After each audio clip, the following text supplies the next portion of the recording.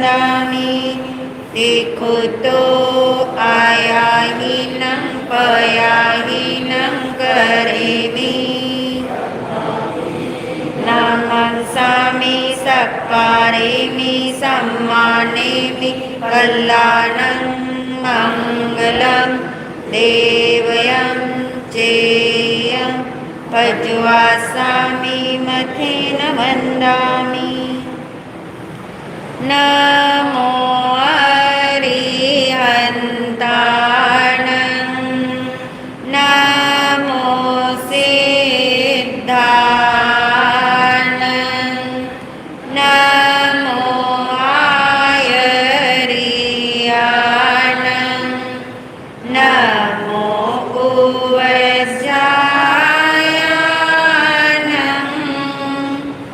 नमो लोये सवसाहुनं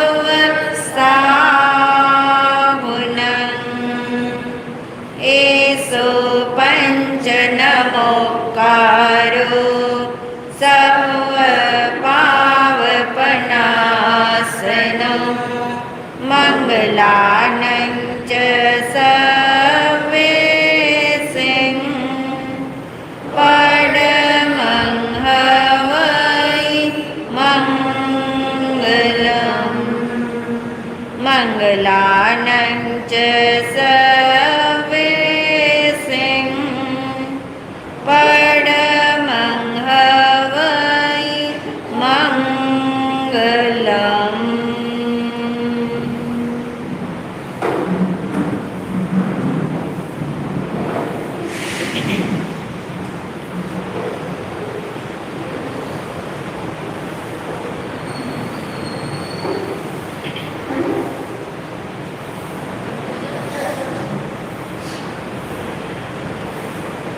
आत्म स्वरूप को ध्याने हेतु आंखें बंद करें।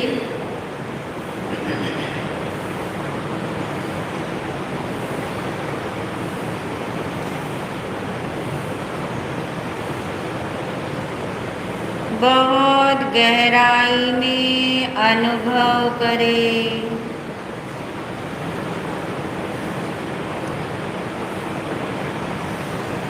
अपने होने का एहसास पक्का करें।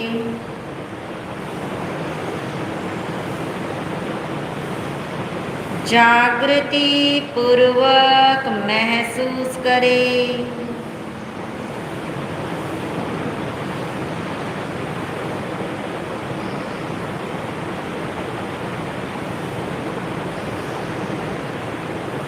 मैं आत्मा हूँ।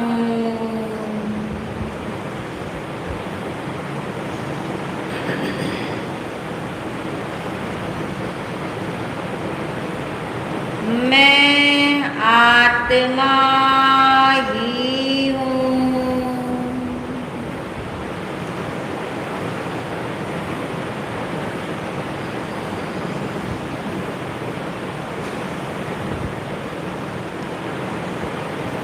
आत्मा के अलावा अन्य कुछ भी मैं नहीं हूँ।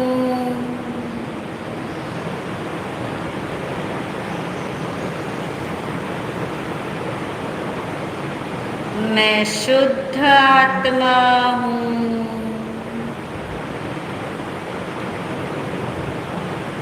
मैं शुद्ध आत्मा हूँ।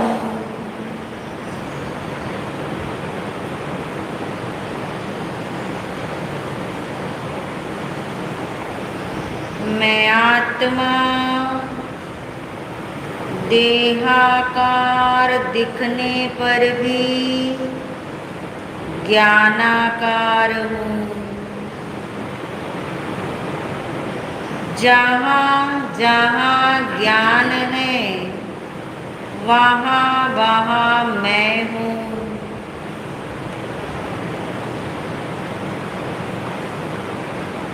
शरीर में ज्ञान नहीं, शरीर जानता नहीं,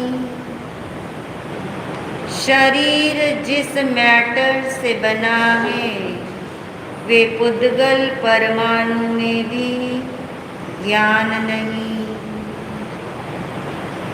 हड्डी और चमड़ी में ज्ञान नहीं। खून और मांस में ज्ञान नहीं। इसलिए मेरी सत्ता शरीर में नहीं है।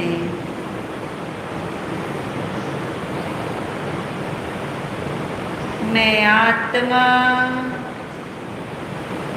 शरीरवासी नहीं हूँ।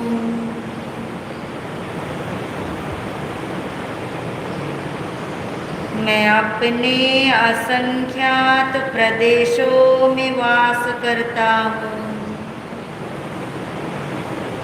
मैं अपने ही अनंत गुणों में रहता हूँ।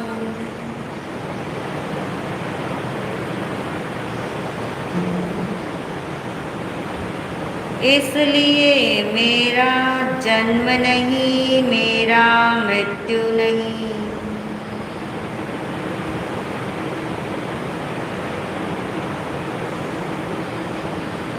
मैं अजन्मा अविनाशी तत्व हूँ।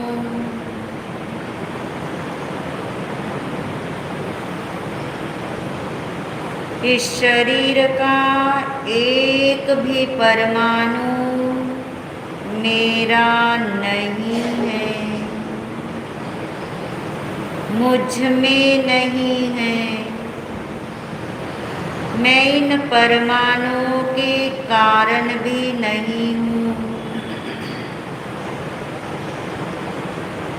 जब ये देह नहीं था तब भी मैं तो था। एक दिन ये देह नहीं रहेगा तब भी मैं तो रहूँगा। इसलिए अभी भी मैं आत्मा देह से भिन्न ही हूँ।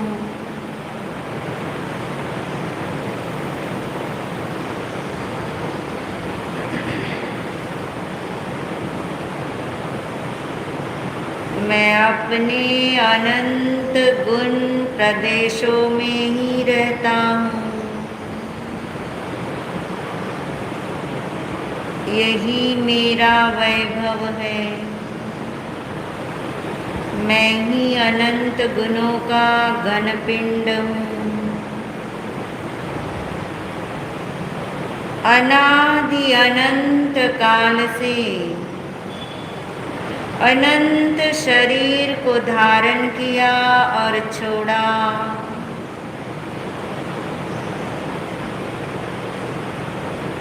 फिर भी शरीर का एक भी परमाणु मेरे अनंत गुणों में प्रविष्ट नहीं हुआ।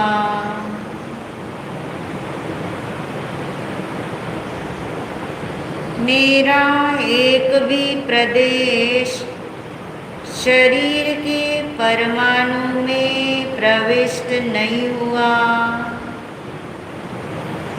इसलिए मैं आत्मा सदा ही शुद्ध हूँ,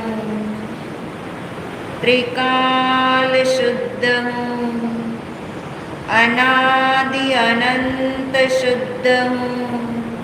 मैं ही शुद्ध आत्मा हूँ, मैं ही परमात्मा हूँ, मैं ही भगवान आत्मा हूँ।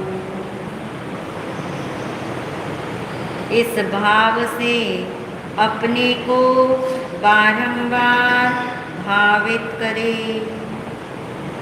स्वरूप की महिमा भासे।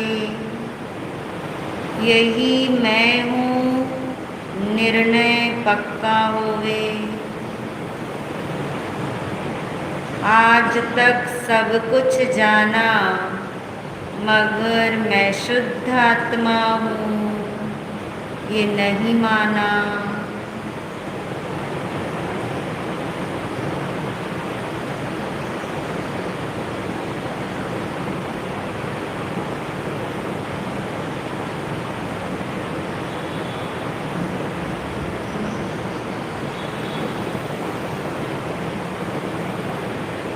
जिसको आज तक नहीं जाना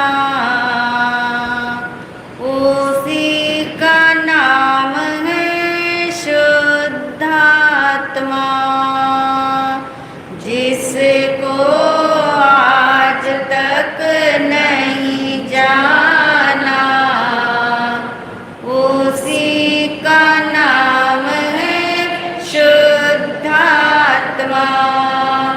पर वस्तु को अपना माना अपने को नहीं माना शुद्धात्मा। पर वस्तु को अपना माना अपने को नहीं माना शुद्धात्मा। सब कुछ जाना एक को नहीं जाना। सब कुछ जाना एक को नहीं जाना। आत्मा को जाना सब कुछ जाना। आत्मा को जाना सब कुछ जाना। भूल गया मैं हूँ शुद्धात्मा। भूल गया मैं हूँ शुद्धात्मा। अपने को शुद्धात्मा मान लेना। अपने को शुद्धात्मा मान लेना। अपने को शुद्धात्मा मान लेना। मैं हूँ आत्मा शुद्ध आत्मा। शुद्ध आत्मा को नमन। मैं हूँ आत्मा शुद्ध आत्मा। शुद्ध आत्मा की शरण। गुरु वंदना गुरु वंदना गुरु वंदना बारंबार। गुरु वंदना गुरु वंदना गुरु वंदना बारंबार। प्रसन्नता के साथ आंखें खोले। परम श्रद्धेय परम उपकारी महाराज श्री के चरणों में अनंत वंदन नमन। सभी शुद्ध आत्माओं को अनंत वंदन नमन। को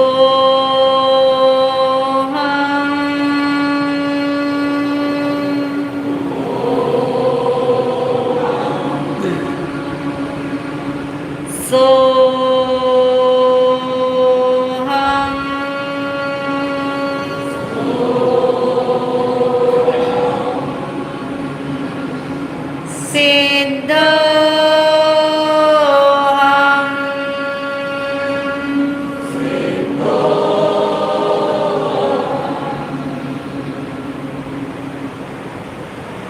मैं सिद्ध भगवान जैसा ही शुद्ध आत्मा हूँ। अगर अपने को शुद्ध आत्मा नहीं मानेंगे तो शुद्ध आत्मा का क्या बिगड़ेगा? कुछ नहीं बिगड़ेगा। अपने को शुद्ध आत्मा मान लेंगे तो ये शुद्ध आत्मा में क्या बढ़ेगा? शुद्ध आत्मा का कुछ बढ़ेगा? यानी अपने को शुद्ध आत्मा आज तक नहीं माना था, अनादि अनंत काल से नहीं मान रहे थे, सुना भी नहीं था, समझा भी नहीं था, तो क्या ये शुद्ध आत्मा में कुछ घट गया? नहीं घटा। कुछ बिगड़ा इस शुद्ध आत्मा का? कुछ नहीं बिगड़ा। और आज हम मान रहे, जान रहे, समझ रहे हैं कि मैं शुद्ध आत्मा हूँ, मैं सिद्ध भगवान जैसा शुद्ध आत्मा हूँ, तो कितना मूल्य बढ़ेगा शुद्ध आत्मा का? कोई मूल्य बढ़ेगा? नहीं। कोई गुणों में बढ़ोतरी होगी? नहीं। कोई प्रसन्न होकर के ये शुद्ध आत्मा कोई गिफ्ट देगा? नहीं। फिर क्यों माने शुद्ध आत्मा अपने को? नहीं माना था तो भी कुछ नहीं हो रहा था, और मान भी लेंगे तो शुद्ध आत्मा का कुछ नहीं बिगड़ता, शुद्ध आत्मा का कुछ नहीं बढ़ता। मगर क्यों फिर हम ये समझ रहे हैं कि अपने को शुद्ध आत्मा मानो तो क्या होता है? आत्मा का कल्याण होता है, ये समझ रहे? यानी अपने को शुद्ध आत्मा मानेंगे तो आत्मा का क्या होता है? कल्याण होता है। मगर ये निर्णय पहले पक्का हो जाए कि शुद्ध आत्मा का कुछ भी बिगड़ता नहीं और कुछ भी बढ़ता नहीं। इसका मतलब क्या समझ आ रहा है? मतलब समझने के लिए उदाहरण लीजिए। आपके घर में मान लीजिए सोने का बिस्किट या सोने की ईंट रखी हुई है, मगर आप उसको पीतल मान रहे हो या सोना नहीं मान रहे हो, तो उस सोने की कीमत कितनी घट जाएगी? नहीं घटेगी। चमक कितनी घट जाएगी? नहीं घटेगी। वो आपके घर से निकल के भाग जाएगा? नहीं भागेगा।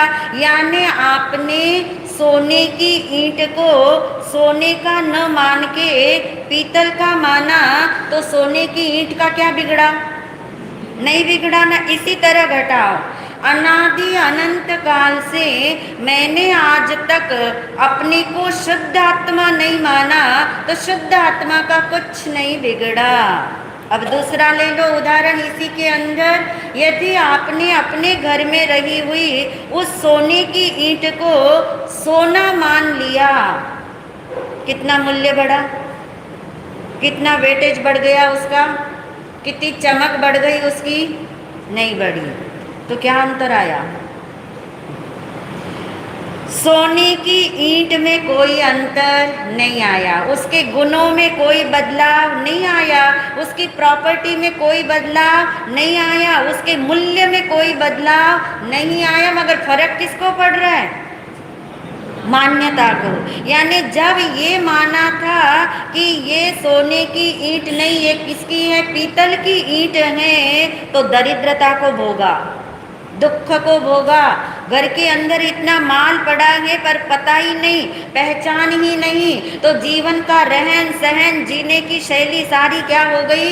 दरिद्रता वाली रही। और सारी जिंदगी ये रोना रहा कि मेरे पास पैसा नहीं, मेरे पास धन नहीं। यानी बिगड़ा कहाँ पे है? और क्या होता है कि जब उसने मान लिया, क्या मान लिया? कि ये सोने की ईंट है, ये मेरी है, तो ये मानने से ईंट का कुछ नहीं बढ़ा, मगर दृष्टि का सुधर जाने से, यानी उसे ये भरोसा पड़ गया कि ये सोने की ईंट है, तो अब दरिद्रता खत्म। अब उसका रहने सहने का ढंग बदल गया, अब उसके स्टेटस में फर्क पड़ गया, अंदर का बल भी उसका बढ़ गया कि मैं गरीब नहीं, मैं दरिद्र नहीं, मुझे किसी के सामने हाथ फैलाने की जरूरत नहीं। क्या समझ आ रहा है अपने लिए? शुद्ध आत्मा का कुछ नहीं बिगड़ता, शुद्ध आत्मा का कुछ नहीं बढ़ता। बिगड़ता बढ़ता में क्या समझ आ रहा? जो अनंत गुणों का घनपिंड में आत्मा हूँ, वैसा की वैसा ही रहता है। जिन असंख्यात प्रदेशों में वो रहता है, उन्हीं असंख्यात प्रदेशों में वो रहता है, उसमें घटबढ़ नहीं होती। मगर मान्यता में गलत होने से और मान्यता में सुधार होने से क्या हुआ? मान्यता गलत थी तो दरिद्रता यानी 4 गति का परिभ्रमण, ये कर्म का चक्र दुख देने वाला बन गया। और जैसे ये मानने में आए कि मैं शुद्ध आत्मा हूँ, दृष्टि बदली, दृष्टि बदल जाती है तो बाहर का व्यवहार बदला ना, उस व्यक्ति का रहन सहन बदला, उसके भाव भी बदल गए। अभी तक भाव में क्या था, मेरे जैसा दरिद्र कोई नहीं। अब भाव में क्या आता है कि मैं तो कौन हूँ, धनवान हूँ, मैं करोड़ोंपति हूँ। ऐसे मान्यता बदल गई तो क्या क्या चीजें बदल जाती है, देखो, भाव भी बदल जाते, क्रियाएं भी बदल जाती हैं, जीने का ढंग भी बदल जाता है, देखने का ढंग भी बदल जाता है। सिर्फ क्या बदली है, मान्यता बदले। और यदि मान्यता ना बदलो तो इन चीजों में कितना ही परिवर्तन करने जाओ, यदि कितना ही परिवर्तन करने चले जाओ तो भी कुछ होने वाला नहीं, हो करके भी कुछ टिकने वाला नहीं। इसलिए भगवान कहते हैं सबसे पहले तू अपने को क्या मान ले, शुद्ध आत्मा मान ले। शुद्ध आत्मा मानने से शुद्ध आत्मा का कुछ नहीं बिगड़ेगा बढ़ेगा, मगर तेरी दृष्टि का क्या होगा, सुधार होगा।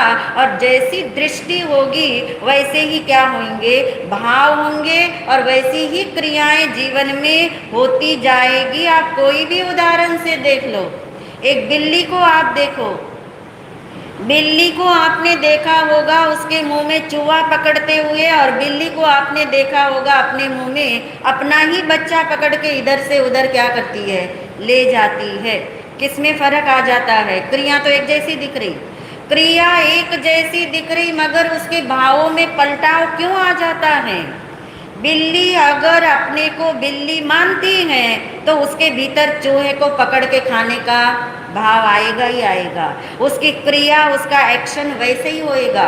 मगर वही बिल्ली ने जब ये माना कि मैं माँ हूँ, कब मानती वो मैं माँ हूँ, जब अपने बच्चे को मुंह में उठाती है, जब अपने बच्चे को मुंह में पकड़कर, वही दांत है, वही मुख है, वही पकड़ है, मगर भेद किसका आ रहा है, मान्यता का, मान्यता का भेद आ रहा है। यदि आपको बिल्ली के रूप में देखती है तो चूहा खाने का ही भाव उसे आएगा, और अपने को जब वो माँ के रूप में देखती हैं तो बच्चे को कितने आराम से इधर से उधर रख देती हैं। अभिप्राय कहने का ये है, जिस दिन हम अपने आप को अंदर से का मतलब बाहर से भी मानने में आता है ना, पहले तो बाहर से मानने में आता, बाहर का मतलब शब्द से पहले मानने में आता है, फिर थोड़ा थोड़ा भाव से मानने में आता है, फिर धीरे धीरे हमारा निर्णय क्या होता है, पक्का जाता है। और जिस दिन निर्णय पक्का हो जाता है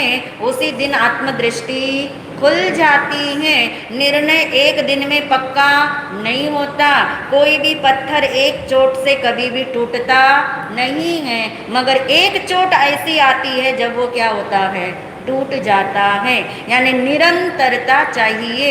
निरंतरता यदि होगी कि मैं ऐसा ही हूँ, मैं शुद्ध आत्मा ही हूँ, तो अपने आप देखिए आपके भावों में फर्क आएगा, उल्लास में फर्क आएगा, आपकी क्रियाओं में भी अंतर आएगा। बाहर से भी करो तो एक रामायण का प्रसंग आता है, कभी आपने सुना होगा, एकदम से याद आया है हमें। जो पक्का करेगा आपके इस बात को कि आपको पता है कि सीता का हरण हो चुका था रावण के द्वारा, और सीता नहीं मान के दे रही है, रावण उसे अपना बना नहीं पा रहा, क्योंकि सीता के मन में, सीता के भावों में, सीता के शब्दों में राम राम के अलावा कोई और बसता ही नहीं था। और कहते थक गया रावण, एक दिन उसने मंदोदरी से बोला, उसी की पटरानी मंदोदरी, रावण की पटरानी मंदोदरी से उसने बोला कि तू मेरा एक काम कर दे, तू इस सीता को मना ले, मेरे लिए मेरे अनुकूल कर दे। और मंदोदरी जब मनाने गई उसे, तो उसने देखा इसके तो तन मन भाव क्रिया शब्द में सिवाय राम के कोई बसता ही नहीं है, तो ये रावण का स्वीकार कैसे करेगी। मगर मंदोदरी को एक आइडिया आया, आकर के उसने रावण को बताया कि आप तो इतने विद्याओं के धनी हो, आपके पास तो वैक्रिय शक्ति है, आप तो कोई भी रूप बना सकते हो, तो आप आज ऐसा करो, राम का रूप धारण करके किसके पास चले जाओ, सीता के पास, क्योंकि वो किसको चाह रही है, राम को। जब वो आपको राम का रूप देखेगी तो अपने आप वो आपको राम समझ करके अंगीकार कर लेगी। मगर रावण हंस पड़ा। आपको पता है क्यों हंसा होगा? हाँ, रावण ने कहा कि हे मंदोदरी, तू मुझे आज ये आइडिया बता रही है, मैं तो कितनी बार ये प्रयोग कर चुका। मैं राम का स्वांग लेकर के, राम का रूप बना करके सीता के पास जाता हूँ तो मेरा भाव ही बदल जाता है, मेरे अंदर वो विकार ही आ नहीं पाता। और इसलिए जो तो कहती है कि मैं ये रूप बना के जाऊं तो मेरा काम बनने वाला नहीं है। अभिप्राय कहने का ये है कि यदि स्वांग भी धारण किया, रावण तो रावण ही रहेगा, उसने रूप किसका धारण किया? मात्र राम का। राम का रूप भी धारण किया तो भाव क्या हो गया?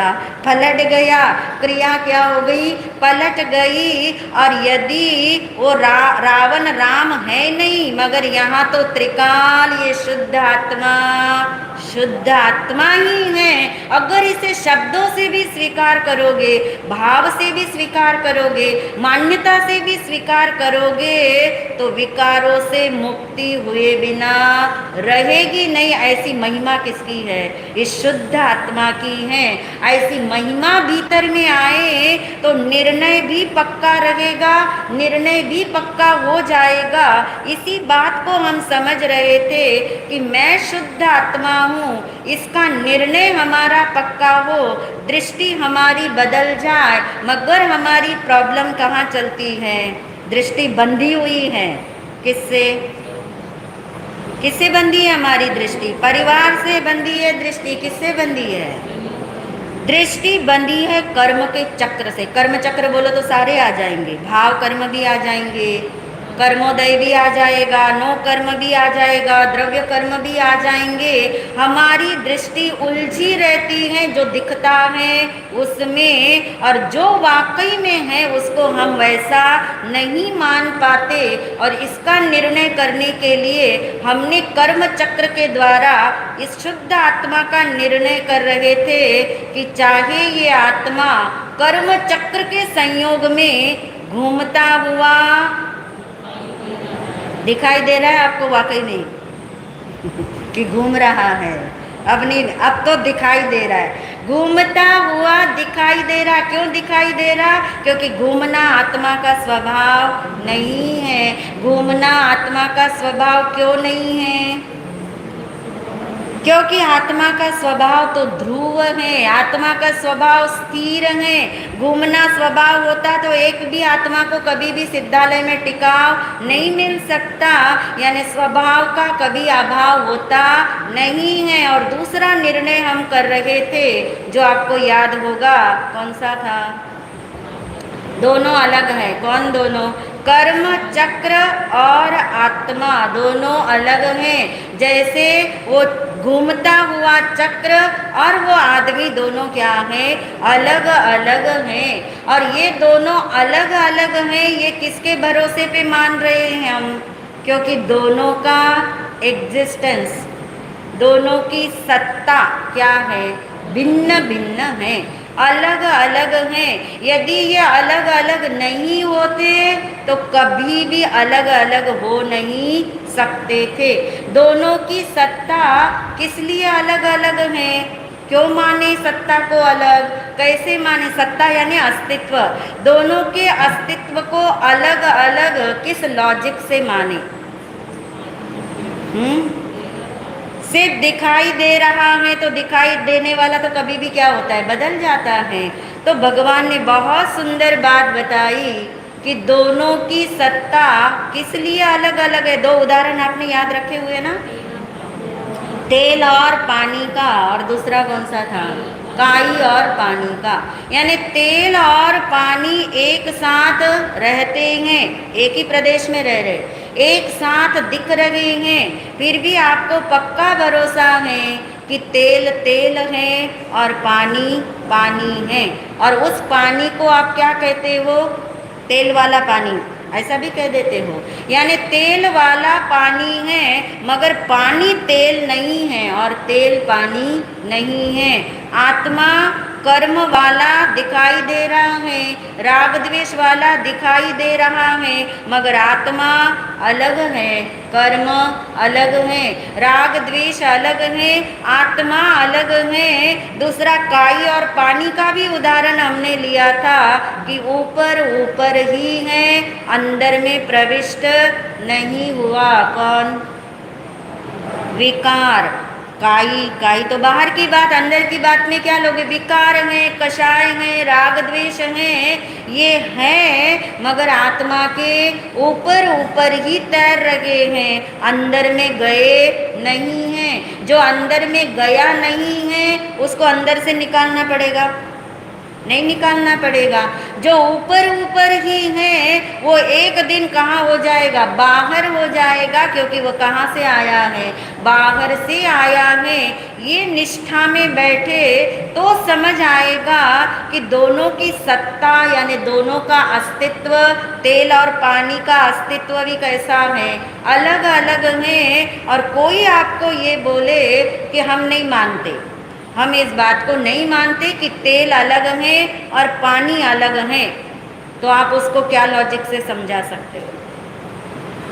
कैसे समझा सकते हो? मान लो कोई नहीं मानता, कोई बच्चा नहीं मानता, वो कहता नहीं ये तो क्या है? तेल ही है। या वो ये भी नहीं मानता कि ये तेल वाला पानी है, फिर आप उसको कैसे समझाओगे कि ये तेल है और ये पानी है?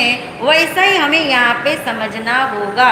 और उसके लिए भगवान ने बहुत सुंदर शब्द दिया, लक्षण से पहचान करो। किससे करनी है? लक्षण। लक्षण समझ आ रहा है क्या होता है? लक्षण यानी उसका जो सिम्टम है, उसका जो लक्षण है, उसी से उसकी पहचान करो। पानी का लक्षण अलग है, तेल का लक्षण अलग है। ऐसे ही समझाओगे ना। किसी को दो चीजें अलग मानने में नहीं आ रही तो आप उसके लक्षण समझाओगे कि जो तेल होता है वो कैसा होता है। लक्षण क्या है तेल का? चिकना है, स्निग्ध है। जो पानी है उसका लक्षण क्या है? शीतल है। यानी दोनों का लक्षण मिलता नहीं है, तो इसलिए ये दोनों मिले हुए दिखते हुए भी ये दोनों एक नहीं है। ऐसी ही पहचान कर्म और आत्मा दोनों अलग अलग हैं। कर्म में तीनों चीजें ले रहे तो नो कर्म भी आ गया। नो कर्म यानी शरीर, तो शरीर और आत्मा भी अलग अलग। भाव कर्म भी आ गया तो राग द्वेष विकार और आत्मा दोनों अलग अलग। द्रव्य कर्म भी आ गया, यानी 8 कर्म से भी आत्मा क्या है? अलग है। तो इनको किससे पहचान करें हम? लक्षण से पहचान करो। और लक्षण की 3 विशेषता शास्त्र में बताई। लक्षण की 3 विशेषता हैं। जो जिसका लक्षण होता है, नंबर 1, जो जिसका लक्षण होता है वो त्रिकाल। त्रिकाल यानी भूतकाल में भी, वर्तमान में भी, भविष्य काल में भी उसी में रहता है। जिसका जो लक्षण होता है वो उसी में रहता है। यानी लक्षण कभी भी लक्ष्य को छोड़ता नहीं। जैसे पानी का लक्षण शीतलता है तो तीनों काल में वो शीतलता पानी में ही रहती है। शीतलता उससे एक क्षण के लिए भी क्या नहीं होती? अलग नहीं होती। जो तेल का लक्षण है वो तेल में ही पाया जाएगा, अन्यत्र नहीं पाया जाएगा। इसलिए स्वीकार करना कि दोनों के लक्षण अलग होने से दोनों की पहचान अलग है, दोनों की सत्ता अलग है। तो क्या है लक्षण कर्म का और क्या है लक्षण आत्मा का? आत्मा का लक्षण क्या है? आत्मा की पहचान आत्मा का लक्षण है। क्या है लक्षण आत्मा का, जो उसे कभी नहीं छोड़ता। लक्षण का पहला ही पहचान विशेषता क्या बताई, वो कभी भी लक्ष्य को छोड़कर नहीं जाता। किसी भी गति में आत्मा चली जाए, किसी भी स्थिति में आत्मा रहे, किसी भी जाति में आत्मा रहे, चाहे कर्म के संग रहे, किसी के भी संग रहे, आत्मा का लक्षण आत्मा को छोड़कर कहीं नहीं जाता। क्या है आत्मा का लक्षण? ज्ञान है। आत्मा का लक्षण ज्ञान है। ज्ञान यानी जानना, जानना जिसे हम कहते हैं, चेतना भी कह सकते हैं, उपयोग भी कह सकते हैं। उपयोग आत्मा का लक्षण है। पढ़ा है आपने, सुना है। चेतना आत्मा का लक्षण है, ज्ञान आत्मा का लक्षण है, जानना, जानना आत्मा का लक्षण है। और वो ज्ञान, वो चेतना आत्मा को छोड़कर कभी भी बाहर में जाती नहीं है। इसलिए आत्मा का लक्षण कहाँ रहता है? आत्मा में। कर्म का क्या लक्षण है? कर्म का लक्षण क्या है? ज्ञान तो नहीं, ये तो पक्की बात है ना, क्योंकि वो किसका लक्षण है? आत्मा का। जो आत्मा का लक्षण है वो अन्य में तो पाया नहीं जाएगा। जो कर्म का लक्षण है वो क्या है? पहचान क्या है कर्म की? कर्म जड़ है, कर्म पुद्गल है। यानी जड़ता या पुद्गल जो है, वो पुद्गल का लक्षण क्या है? वो जड़ होता। जड़ यानी उसमें ज्ञान नहीं होता। तो जो जिसका लक्षण है वो उसमें ही रहता है। चाहे राग द्वेष को ले लो, चाहे भाव कर्म यानी राग द्वेष लिया, नो कर्म यानी शरीर और शरीर से संबंधित चीजें ले ली, चाहे द्रव्य कर्म ले लो, कभी भी कर्म का लक्षण कर्म को छोड़कर कहीं नहीं जाएगा। अब विचार करो, आत्मा और कर्म दोनों साथ साथ अनादि अनंत काल से रह रहे हैं, फिर भी दोनों की सत्ता, दोनों का अस्तित्व अलग है, क्योंकि दोनों के लक्षण अलग हैं। और लक्षण की एक विशेषता हमें समझ आ गई कि लक्षण कभी भी लक्ष्य को छोड़कर जाता नहीं है। चाहे ये आत्मा निगोद में भी चली जाए, वहाँ भी जानना, जानना, चेतना, चाहे अंगुल के अनंतवें भाग जितना ज्ञान, वहाँ भी क्या है? प्रकट है। यानी लक्षण कभी भी समाप्त होता नहीं है।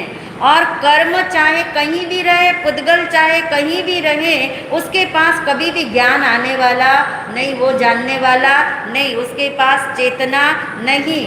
इसलिए लक्षण से दोनों कैसे हैं? अलग अलग हैं। दूसरी विशेषता बताई लक्षण की, पहली याद रखी ना आपने, जिसका जो लक्षण होता है वो उसी में रहता है, उसको छोड़ के जाता नहीं। दूसरी बात बताई, चाहे दो कोई भी द्रव्य यानी दो पदार्थ कितना ही साथ में रह ले, मगर एक पदार्थ दूसरे पदार्थ रूप कभी नहीं होता। यानी लक्षण जो है, जिसका जो लक्षण है वो कभी भी अन्य रूप नहीं होता। अन्य रूप यानी दूसरे का रूप कभी भी धारण नहीं कर सकता। इससे क्या समझ आ रहा है? आत्मा कर्म के साथ अनादिकाल से रहता हो, मगर आज तक ऐसा नहीं हुआ कि आत्मा क्या बन गया हो? कर्म। और कर्म क्या बन गया हो? क्यों नहीं बना? ये लॉजिक है, ये लॉजिक है। क्यों नहीं बना? क्योंकि लक्षण ऐसा है, लक्षण की विशेषता ऐसी है कि संग संग रह ले। चलिए आत्मा और कर्म को छोड़ दीजिए, बाहर का कोई भी उदाहरण लेके देखो।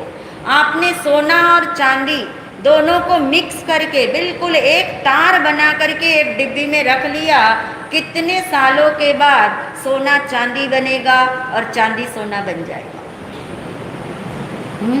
विपुल भाई, बनेगा कभी? कभी नहीं बनेगा। क्यों नहीं बनेगा? वो भी लक्षण, ये भी जड़, दोनों जड़ चीजें हैं। या तो एक चेतन है, एक जड़ है, मगर यहाँ तो दोनों कैसी चीजें हैं? जड़ हैं, मगर हर जड़ का भी अपना अपनी प्रॉपर्टी अलग अलग लक्षण वाली है। यानी उनका लक्षण, यानी वो चांदी कभी भी पीली नहीं दिखेगी, और जो सोना है वो कभी भी क्या नहीं होगा?